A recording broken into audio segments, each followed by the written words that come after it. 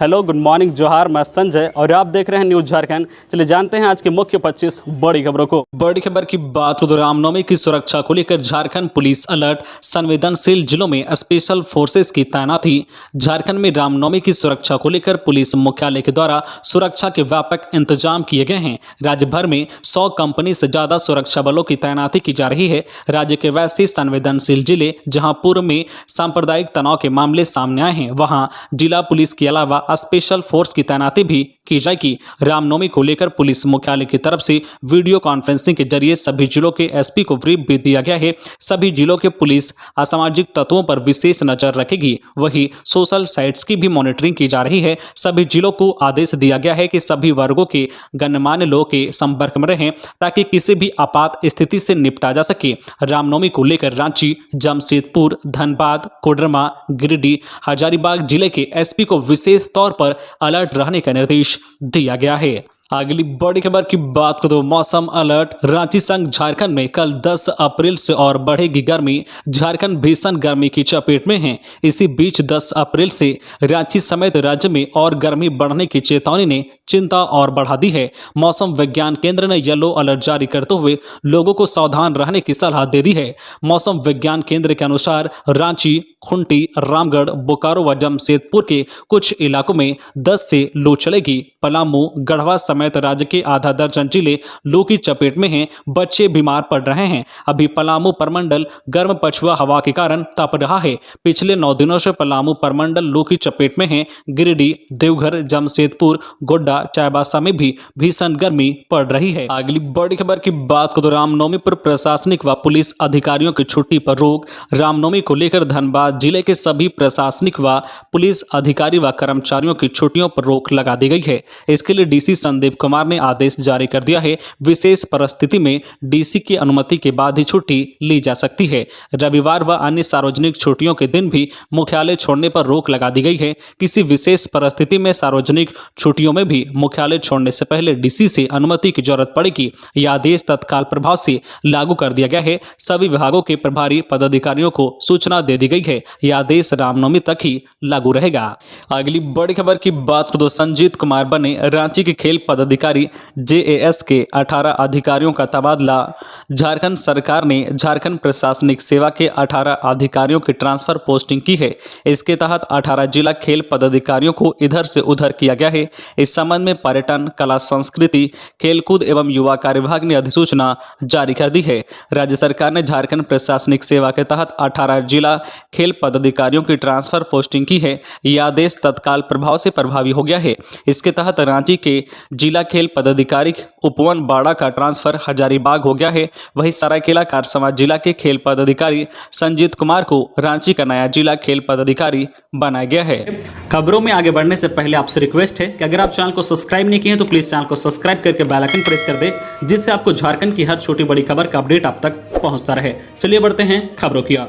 अगली बड़ी खबर की बात करें तो नक्सली संगठन जेपीसी के सब जोनल कमांडर समेत 5 नक्सली गिरफ्तार। पुलिस ने 3 राइफल किया बरामद। प्रतिबंधित उग्रवादी संगठन जेपीसी के सब जोनल कमांडर समेत 5 उग्रवादियों को हजारीबाग पुलिस और सीआरपीएफ 22 बटालियन की संयुक्त कार्रवाई में गिरफ्तार किया गया है। गिरफ्तार उग्रवादियों के पास से भारी मात्रा में राइफल और गोली बरामद किया गया है। इस बात की जानकारी एसपी मनोज रतन चौथे ने पत्रकारों को दी है। जिला पुलिस और सीआरपीएफ की संयुक्त कार्रवाई में गिरफ्तार नक्सलियों में चतरा सदर थाना क्षेत्र के देवरिया गांव के सब जोनल कमांडर हरेंद्र गंजू उर्फ नेताजी उर्फ ललन जी, केरेडारी थाना क्षेत्र के जो कुठान गांव के एरिया कमांडर ईश्वर दयाल महतो, भागीरथ महतो, मनातू गांव के बालेश्वर राम और हफुआ गांव के राम कुमार महतो मुख्य हैं। वहीं नक्सलियों के पास से पुलिस ने 3 राइफल जब्त किया है। इसमें .303 बोर का एक राइफल, 2 .303 बोर का राइफल, देसी कंटा, .303 बोर का 10 जिंदा कारतूस,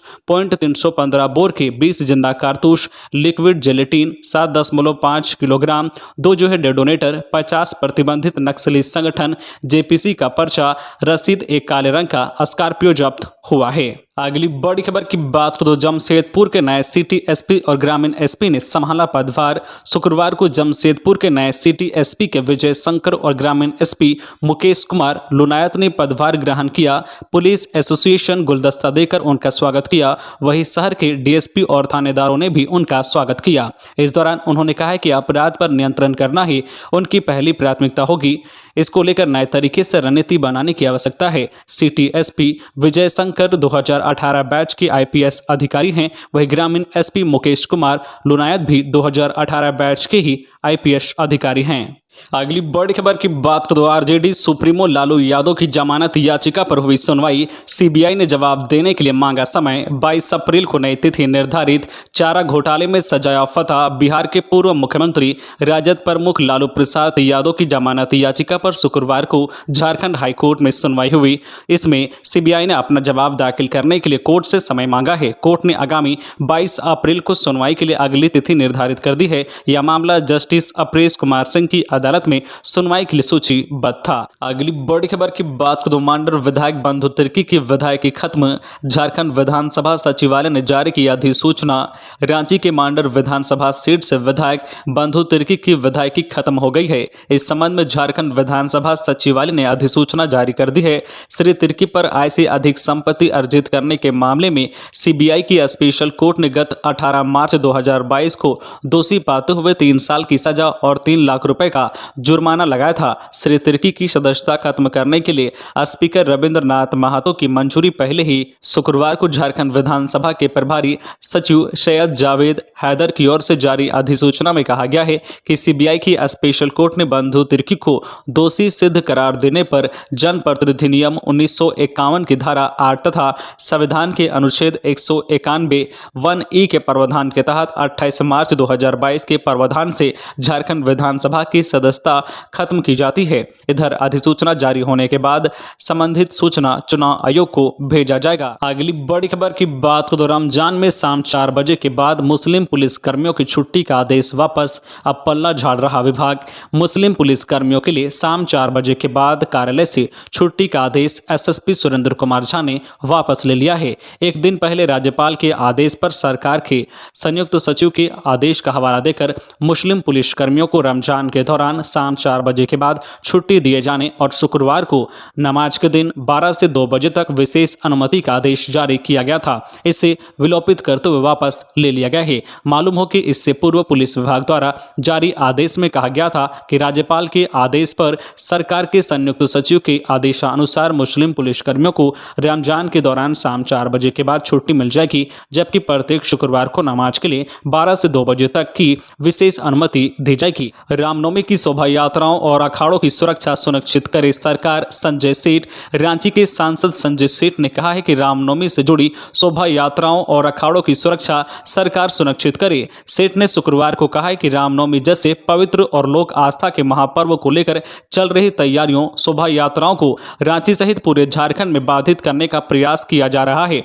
अशांति फैलाने की कोशिश की जा रही है, जो सरकार की नाकामी और विफलता है। उन्होंने कहा है कि विगत कई वर्षों से रामनवमी की शोभा यात्रा, मंगलवारी जुलूस, अखाड़ा प्रदर्शन ऐसे कई आयोजन होते रहे हैं। उन्होंने सरकार से आग्रह किया है कि रामनवमी की शोभा यात्रा, अखाड़ा व ऐसे अन्य सभी आयोजनों को सुरक्षा प्रदान करे। अशांति और उपद्रव फैलाने वालों पर कड़ी कानूनी कार्रवाई की जाए, ताकि भगवान राम के प्रति आस्था रखने वाले राम भक्तों को किसी तरह की कोई परेशानी ना हो। उनकी आस्था के साथ ना तो खिलवाड़ हो, ना तो उनकी आस्था को चोट पहुंचाने का प्रयास किया जाए। सरकार को इस दिशा में कठोर कदम उठाना चाहिए ताकि राज्य में शांति व्यवस्था बनी रहे। अगली बड़ी खबर की बात करें तो गिरिडीह के देवरी में कोरोना वैक्सीन लेने के बाद एक नाबालिग की संदिग्ध परिस्थिति में मौत। जांच कमेटी गठित। गिरिडीह जिला अंतर्गत देवरी थाना क्षेत्र के मांड्रो बरवाबाद निवासी कैलाश कुमार महतो के 13 वर्षीय पुत्र आदित्य कुमार की मौत से परिजन हताश है। बताया गया है कि कोरोना वैक्सीन लेने के बाद आदित्य की मौत संदिग्ध स्थिति में हो गई है। घटना के बाद से गाँव में मातम पसरा हुआ है। परिजनों का रो रो कर बुरा हाल है। परिजनों ने बच्चे की मौत कोविड का टीका टीका लेने के बाद रिएक्शन से होने का आरोप लगाते हुए उच्च स्तरीय जांच की मांग की है।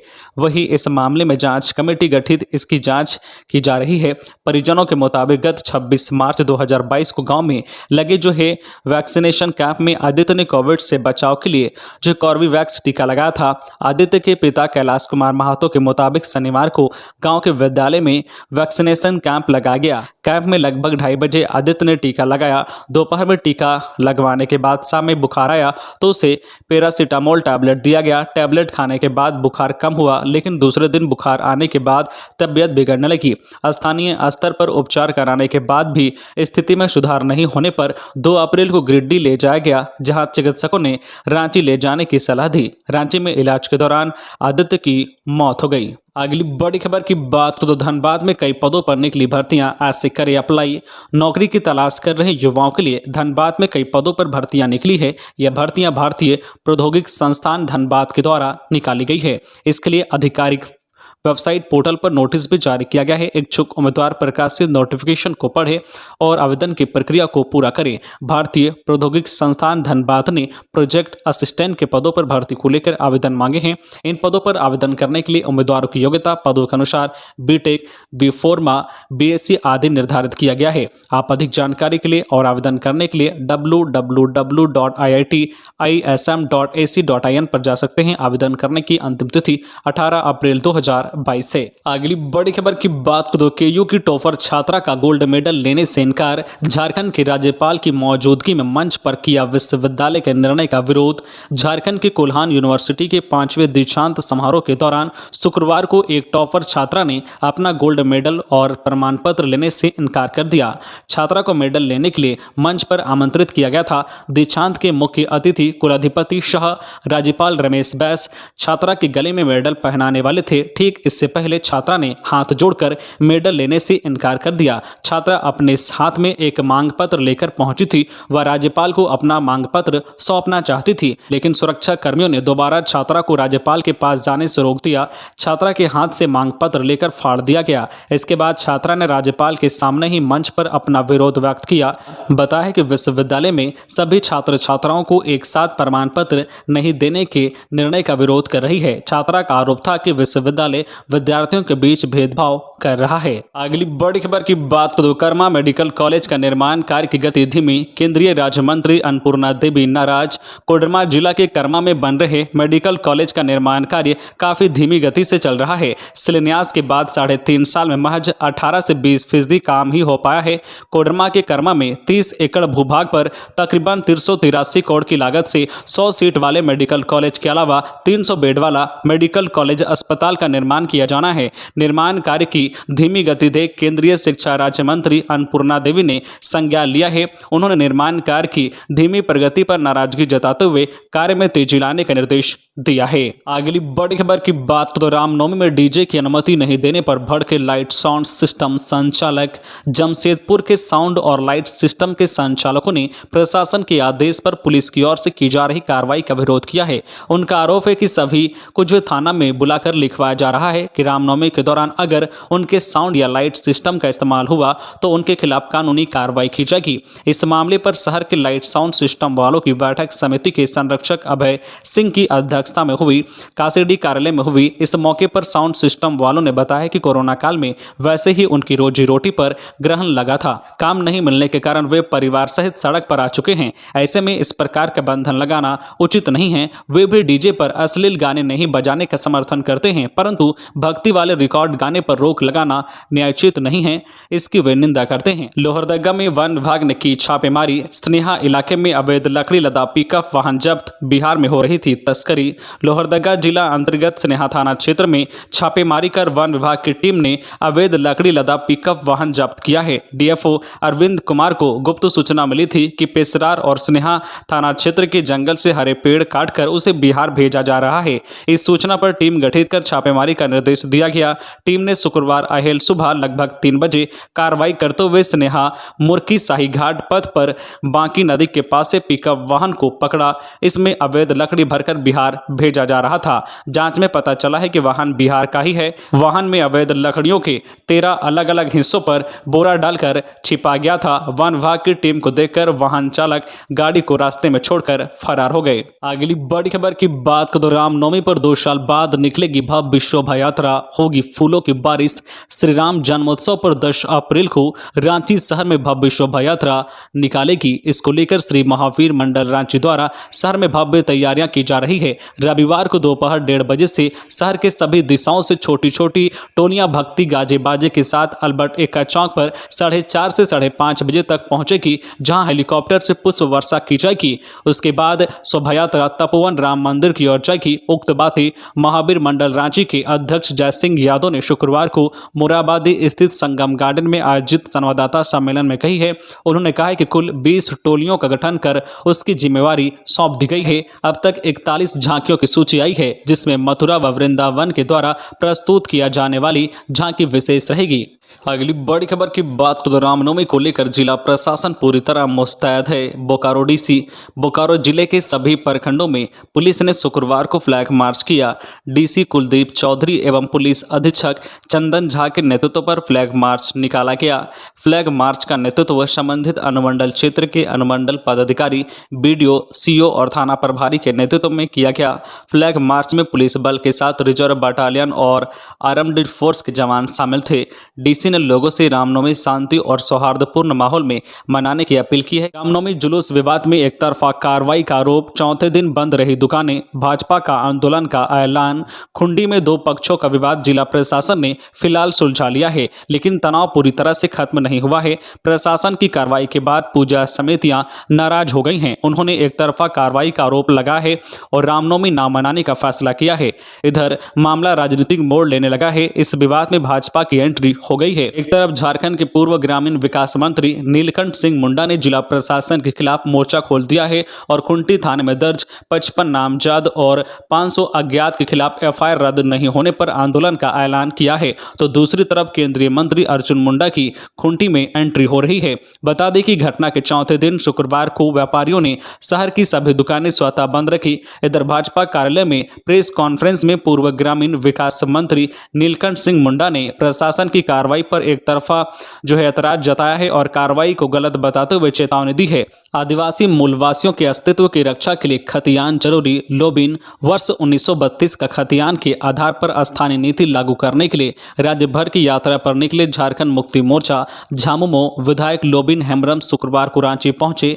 रांची पहुंचने पर आदिवासी मूलवासी जनाधिकार मंच के द्वारा चोटिया स्थित राधा बल्लभ मंदिर में लोबिन हेम्ब्रम का स्वागत किया गया। इस अवसर पर उन्होंने कहा है कि 28 जनवरी 1898 को भगवान बिरसा मुंडा द्वारा अबुआ दिमोश अबुआ राज का आंदोलन शुरू किया गया था। आज उसी संकल्प को दोहराते हुए एक उलगुलान करने की जरूरत है। आदिवासी मूलवासियों के अस्तित्व की रक्षा के लिए 1932 का खतियान जरूरी है। उन्होंने अपने संकल्प में कहा कि झारखंडियों के अस्तित्व की रक्षा 1932 के खतियान के लागू होने से ही होगी। अगली बड़ी खबर की बात करें तो 17 सितंबर को छुट्टी घोषित करे सरकार। झारखंड प्रदेश विश्वकर्मा समाज के अध्यक्ष विकास राणा ने मुख्यमंत्री हेमंत सोरेन को ज्ञापन सौंपकर कई मांगे उठाई हैं। झारखंड के सभी शिक्षण संस्थानों में बढ़ई मिस्त्री और लोहरा की बहाली, लोहरा को अनुसूचित जनजाति का दर्जा देने, झारखंड में पूर्ण शराबबंदी का निर्णय लेने, 17 सितंबर को विश्वकर्मा पूजा के दिन सरकारी छुट्टी करने, केरल की तर्ज पर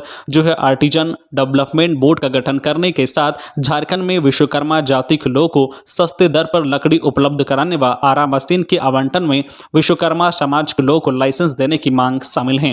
विश्वकर्मा समाज के सदस्यों ने मुख्यमंत्री को बताया कि 12 दिसंबर 2017 को रांची में राजभवन के समक्ष इन्हीं मांगों को लेकर प्रदर्शन किया गया था, लेकिन आश्वासन के बावजूद कार्रवाई नहीं हुई। तो ये थी आज की झारखंड की टॉप बड़ी खबरें। इसी तरह झारखंड की हर छोटी बड़ी खबर देखने के लिए आप हमारे चैनल न्यूज झारखंड चैनल को सब्सक्राइब करके बेल आइकन प्रेस कर दीजिए, जिससे आपको झारखंड की हर छोटी बड़ी खबर का अपडेट आप तक पहुंचता रहे। तो आज के लिए बस इतना ही, हमें दीजिए इजाजत, फिर मिलते हैं नेक्स्ट न्यूज में।